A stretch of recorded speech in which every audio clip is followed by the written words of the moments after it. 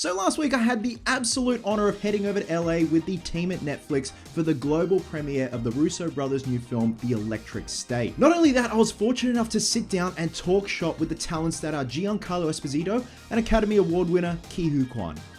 So today's topics is going to be voiceover, voice modulation. I get fascinated by actors who modulate their voice to the point where you can't recognize it. I think it's an art form in itself. And I sensed twangs of a gunslinger when it's just you here. And also, given the fact that there's some restraint when you're in the bot, as an actor, is that a bit of a challenge because you're fixed in one place and you want to physically free yourself for a certain line, or is it a case of challenge accepted? For me, I'm Italian, so I keep my hands on these arms and don't want to use them because I'm a gesticulator. And I realize in acting that this could take away from this. Mm-hmm. So you want to be able to focus your energy in a certain place. So I had to learn how to focus all of my energy through my eyes and my cheekbones and my facial reactions. And I think that is an art form. The other art form is modulating and demodulating my voice. And because I come from the musical theater, had experience with having to hit the back row. And then when I came into film, I realized that I had to modulate the voice so it matched my face on screen and wasn't overpowering my actions and reactions facially. And I realized there's a lot of power in how you use your voice, the timbre of your voice, and where you place it. It gives you a real idea of where my emotions are at. And so when I start to link that up, as I did with many roles I play, and one, obviously in Breaking Bad and Gustavo Fring, more soft-spoken than not, with a lethal energy behind his look, which is a frightening thing. And then there's space. To allow space to live allows me to do more here in between the words. And when I got that, everything changed.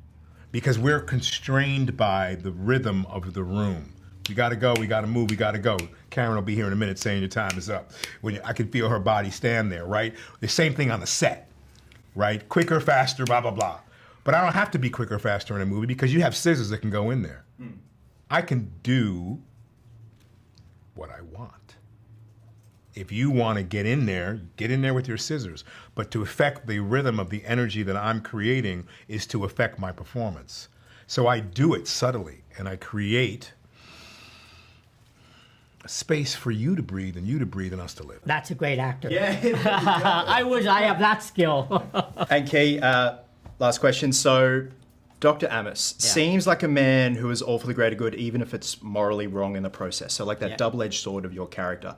Not only playing the good doctor, but you also voice PC. I sensed certain things when you were PC, when even you said the word yes, it wasn't yes, it was yes. Yeah. Was that a conscious decision with your performance when doing the VO for PC? Well, first, I don't have Giancarlo's skills, so I was very confused. I didn't know how to voice him, how to play PC. In fact, the Russo brothers and I talked about it, and I didn't understand what the post-production process would be. Should I just say my line and then have him tweak it, with computer or anything like that?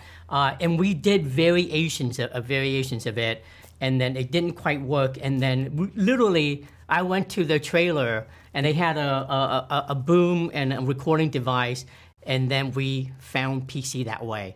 And it's all my voice. They didn't have any tweaks, but I just did it, a bit more like, computer sounding, robotic sounding. And it was more of like, it should sound like Dr. Amherst because he's recording all these different words into him, and he's just spitting that out. So it was an interesting process, but I think at the end it sounded quite good. I'm very happy with it. I want to clarify my twang for you. So, and it makes me think of a great filmmaker as well, who I believe you've worked with, Jon Favreau, who I think believes that everything's a gunfight. It all goes back to the Western. And I love Westerns.